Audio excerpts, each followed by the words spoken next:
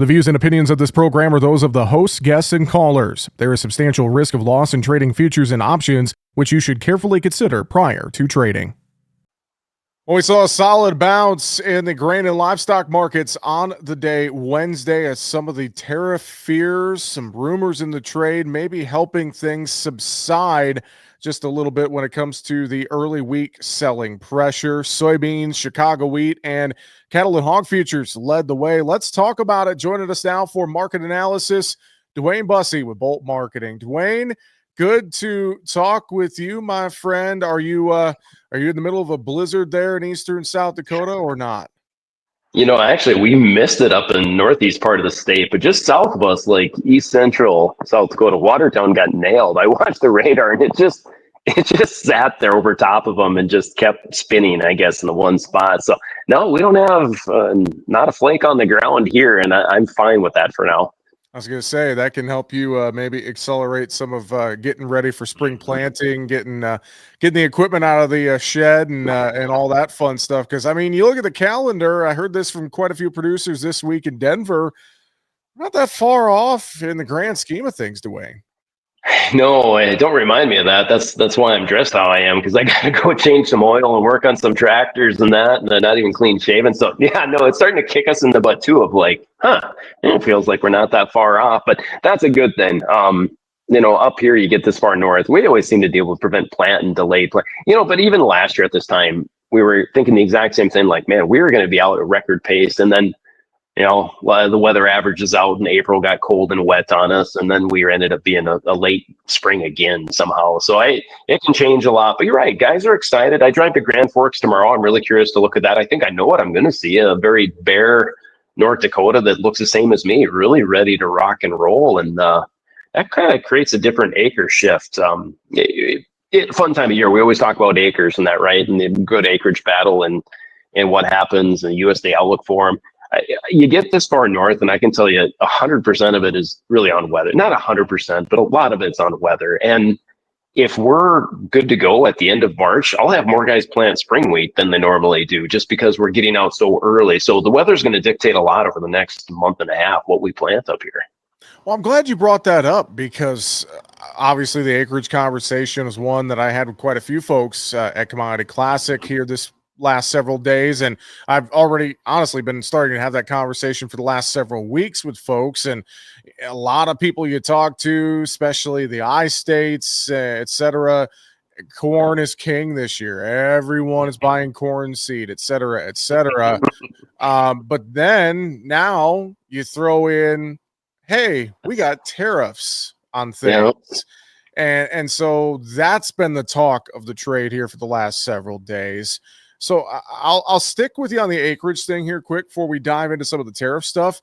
But it's kind of tied together. Do you think that these tariffs, if they're long lasting, could that have an impact on spring acreage, Dwayne? Well, I think so, because I always kind of joke around. I'm so far north that when we get to the March 31st planning intentions report, that we get that report out, and I kind of laugh and joke and said, we just changed our acreage estimates up here because we don't put a lot of fertilizer down in the fall. Either does a lot of North Dakota. So honestly, like if it spikes and the price changes a lot, literally in April, we'll change what we plant up here. So, and the last few days with the corn market tanking, I've had more people call and ask me about different things, like even switching from ARC and PLC because of the price. So farmers react maybe a little too fast to some of these headlines here in market moves. So no, we can shift a lot yet.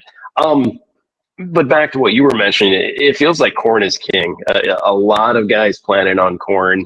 But here's the thing, like, even the corn sales so far, yes, the corn seed sales are through the roof, but I think everyone now anymore buys a little bit extra of what, so they know they're going to get the variety they want. And if they have to return it, they return it. So I don't even know how much we can follow the corn seed sales, but I will say, that's on my farm. We're planning on more corn as well.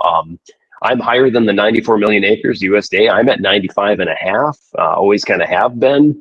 But I don't think it's that bearish of a picture, though, Jesse. With good, strong demand, and farmers will be happy with me for once. I'm not going to go with the 180 trend yield. If we do increase the acres, Jesse, I'm going to knock off a bushel an acre and go with 179. And then the ending stock isn't really that bad to me. I mean, 1.8 is still a lot of 1.8 billion is still a lot of corn, but it's not a oh my god type situation like we were in even just a year ago today. Yeah, very true. Well, and you look at the price of new crop December corn. We finished unchanged Wednesday, 446 and three quarters. And in the grand scheme of things, we've been seeing these grain markets take a hit in recent days. But Yep. someone mentioned this to me yesterday that new crop corn has definitely not lost as much as the old crop here in the last several sessions, Dwayne. Sure. Well, yeah, the funds were extremely long, and we're assuming they're long in July, May contracts, probably March even, right? Which just went into first notice day, option expiration. So we had a lot of fund liquidation. I think funds probably got out of 120,000 contracts here recently, which that's okay. In my marketing presentation swings here this winter, I've been the one that's been a little bit nervous that they're record long going into spring and summer, kind of wondering who's going to be left to buy a weather scare in a rally. So I'm more than okay with this pullback. Granted, yeah, if you've got all your old crop, you're hurting a little bit and feel like you missed out. But let's hope they were hedged and feel okay. Now at this level, Jesse, I'm to the point where and this will dive into a long story here, but I exited our December hedges. That's not what you're supposed to do, right? 20 mumble something years ago when I was in college, when they taught you what hedging is, you put it on, you don't get out until you do the opposite of cash. Markets also moved maybe a dollar a bushel the entire year. Now with these big swings, we just dropped over 60 cents in a couple of days. I just felt like at 445, we don't have any weather premium built in this December corn. So we took our profits, and I'm making all new marketing game plans today, which actually have the same price targets as I did before. I'm just going to get out of them and sell them again, as I fully expect to go up there and see those highs again. Well, and I'll rope in new crop beans here as well. Novi beans were up 6 on the day Wednesday at 1009 and a half. That corn bean ratio, we've talked about it. And you factor in now that we know the crop insurance price, 450 D's corn, 1053 beans. I mean, I still feel that even with this pullback, that ratio is screaming corn acres, Dwayne. It is back to your earlier statement about, has the recent change changed the acreage shift? I don't think so. I think it's still the same. And I think $10 is going to be pretty solid support for November beans because of the USDA outlook for them. With losing 3 million acres, it looks kind of tight, doesn't it? Now I'll argue that I think new crop export demand is probably down 200 million bushels, and that's probably a whole other segment we can talk about that. But no, with the price falling in both, I don't think anyone said, "Oh, I'm going to plant soybeans now." $10 soybeans aren't what they used to be anymore. I think guys really need $11, and I hope we get a weather scale rally and get up to 11. And I'll be a very aggressive seller of new crop beans, and I have not exited my new crop soybean hedges that I have on so far. Which I'm not going to make it sound like I'm 100% hedged. I wish I was at $11, but we're in that 20 to 30% sold, and I'll keep those in place. You get below 10, even the 990 area, I might think about lifting some hedges because I think we do have an acreage battle coming up here. But the overall soybean outlook isn't much different than we talked last time. The world stocks are still very high, and that makes me nervous. We're talking with Dwayne Bussey from Bolt Marketing here today on Market Talk. Dwayne, some breaking news as we went on the air. President Donald Trump announcing that he's granted an exemption on auto tariffs on Mexico and Canada for 1 month. That news coming directly from the White House press secretary. And obviously the tariff talk has been all over the trade. It is the talking point has seemed for the last 48 hours plus.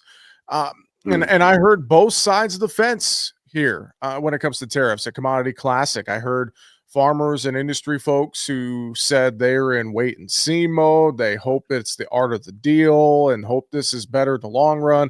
And then I heard some folks who were just very upset about this and the talk of, taking away export markets and supposedly going to increase U.S. demand for our commodities. I mean, Your perspective on this whole tariff conversation, and again, it's very fluid. By the time someone hears this, it may have completely changed. Dwayne, it's so I much know. volatility in these markets. It really is. It's crazy. Yeah, I wasn't a huge fan of some of the tweets President Trump posted out there too. It doesn't even make sense to say farmers are going to have a great time. We're going to have a ton of fun, and we're going to just use up our supply domestically. I'm like, that's not even possible. I don't know. So I mean, we need that export market. So I am nervous. I'm nervous, but yet, Jesse, I also like, last 4 days when the corn market crashed so much, I also kind of stepped back and go, did the world supply just change? No, it didn't. And the world stocks are still looking to be about as tight as we've been in 17 years. And that's with assuming China still has 70% of that supply. We don't really know what they've got. The Chinese tariffs bother me more than Canada and Mexico right now, because I do feel like Canada and Mexico want to make a deal. They're negotiating even as we speak. Like you said, it might change before we air this video. The China stuff makes me nervous, but Jesse, China wasn't going to buy any of our corn for the next several months. They haven't bought our corn for a year, and they're not going to buy our beans really at a big volume level until they would start buying new crop purchases in May. And that's what we need to watch at. And that's why I mentioned earlier in the earlier question that I think our soybean export demand could be down 200 million bushels next year, but it has almost nothing to do with tariffs. What it has to do with is the size of the Brazil crop, just supply. So all this tariff talk, I mean, it moves markets, so I'm not going to say ignore it. We can't, right? But I do feel like it doesn't change supply. It just shifts who buys from who throughout the world. I mean, it's scary. I don't like it, but I wouldn't look at it as, well, geez, now I got to change my corn and soybean planting ratios. I would still go about your normal business, I guess. Does it, though, affect the cost of inputs? I think that's a fair question we have to watch. A lot of talk about potash coming from Canada. It's 87% of the U.S. potash supply comes from north of the border. So, I mean, in that retrospect, and maybe this is a question that comes up here in a few months if tariffs are still in play, Dwayne. I think that's maybe the thing. It's just one has to wonder, does this affect an already tight cost price scenario right now? Yeah, I think you nailed it with the months down the road. Today, does it change the cost? No, actually, it probably doesn't. And so many producers do a great job of buying all their inputs come fall, right? So the 2025 crop year, I don't think it changes a lot. It's the 26 crop year if the tariffs are still in place. And like I've said before, I don't think Canada and Mexico want a trade war with us. I do think we come to some agreement. And like you said, by this evening, they could have an agreement because they shared up the border and stopped the fentanyl from coming in. So there's so much at work here other than our commodities, sadly. But that's life too, I guess. But so like I said, I think you're cautious of tariffs. You know who's in office. We know how it affected the price of soybeans the first go around. So, you can adjust your marketing plans and be a little bit more aggressive selling soybeans on a weather rally. But I don't think you have to sell everything today and assume prices going to zero. On the wheat side of the markets too, real quick, before we go over to livestock, I know in the case of Chicago wheat, I mean, we lost almost $1 before Wednesday. We gained some of it back. I mean, any other notes for you as you take a look across the entire wheat complex midweek? I don't know who hates wheat, but evidently everyone does. This poor market just gets hammered back down. I was getting friendly wheat, and I still am, especially now with this pullback again. I look at it. Yes, the weather improved in the southern plains, but did it warm up a little too fast? It, I've got this thought process of we're not done with winter yet, and if you threaten the winter wheat crop as it comes out of dormancy again with another frost or freeze, I mean, I think Kansas City wheat has no weather premium built in there.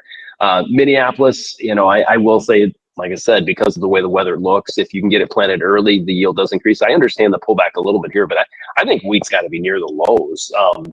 Like I said, it just gets beat. It seems like that market is so easy to sell off on every rally. Did we need to be above $7? No. So I think the pullback was fine, but I didn't think we had to go make new contract lows just because everyone hates wheat. I mean, give it a break here. Yeah, that's a good point. Let's talk livestock. Cattle hogs, nice solid futures rebound on Wednesday. I have to think that again, some of the optimism, maybe tariffs get rolled back a little bit, but I would say here, I'll make this comment to get your thoughts. Canada and Mexico, when it comes to beef and pork, I'm far more concerned about the tariffs there and any reciprocal because they are huge Yeah. customers when it comes to beef and pork. Yeah, what a great segue there. You're right. That's the bigger deal. And I don't know what got into the trade today. Whether they feel or somebody's heard that we're going to get a deal done. Boy, kind of a big rebound back. But or maybe it's just because they think tariffs are going to stay on because of how much we import from these two countries, right? I mean, a lot of live cattle, well, a lot of feeders from Mexico, and a lot of piglets from Canada. It makes me nervous on the cattle market side of things. But boy, this trade action today, Jesse, even from yesterday's lows. April fats are $7 off the low from yesterday, and we're $2 higher than the cash cattle trade that was in the South yesterday. Wow. I mean, I've learned in the last several years to watch the trade action and not try to outguess everything and figure out a reason for everything. And the trade action to me is screaming. This cattle market is here again and bullish again. Feeder cattle, I mean, from August on back, we're back up to the contract highs and look strong as ever. I'm really scratching my head because it's not led by the March contract, which has got the higher cash price. So I don't like the feeders leading in the back, but it almost feels like something's getting done here, or maybe we'll leave these tariffs are in place and we're not going to get the calves in from Mexico. One day doesn't make a trend, but today was a very bullish day in the calf market. Very true. And I think on the case of the hog market, got very oversold. I mean, I didn't see much fundamentally or technically. It just felt like a bounce from oversold conditions, Dwayne. It did, and I think you're right. We were way oversold on this market. Cash and cutouts have actually bottomed the last few days, so it did feel like this is way overdone and should rally back. And I think that's what you had. But there again, I'll go back to the whole one day doesn't make a trend. All we did is get back to like the 9-day moving average in the April hog. So it's not like we're way back to the 20 or 50-day moving average here. But yeah, that was way oversold.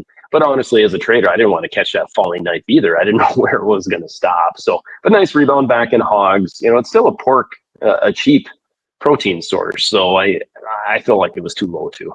Yeah. Final thoughts, Dwayne. Good stuff as always. Again, I mean, a lot of volatility in these markets, and we just kind of got to pay attention and be on our toes, I feel like, in many ways. I mean, what would you reiterate or tell folks here as we close it out today?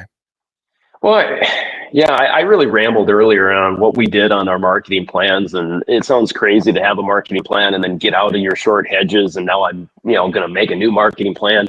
But I think, like you said, you got to be on your toes here with this. I think we had a heck of an opportunity by the corn market pulling back this far. Tariffs or no tariffs, I guess I'm still friendly to the corn market. I still think world stocks are tight. So I think, stick to your marketing plans here, if you adjust them and make them. So maybe I'm not saying stick to them. But, stay on your toes. I like what you said there. Make marketing plans. We've still got a lot of weather in front of us. I think we revisit the old highs here in December corn. Like you said, we didn't fall off that much, and I don't think we can. I think we need the acres. Yeah, buckle up, man. It's going to be a fun year, isn't it? With Trump in office and weather scares and tight world stocks. I don't know. I'm a big dork, but I think this is going to be fun. No, I agree with you. There's going to be a lot in front of us. Got to stay on your toes with your marketing plan. If folks want to reach out to you for a conversation about things, I know they can get a hold of you very easily there at Bolt Marketing. Dwayne, how can they reach you? Yeah, they can get a hold of us anytime. They're like my wife tried calling, 605-448-2365, or they can check us out online at boltmarketingllc.com. Dwayne Bussey, Bolt Marketing. I'll let you take that phone call from your wife. Thanks for joining us here today on the show. We'll talk again soon. That sounds good. Thanks for having me.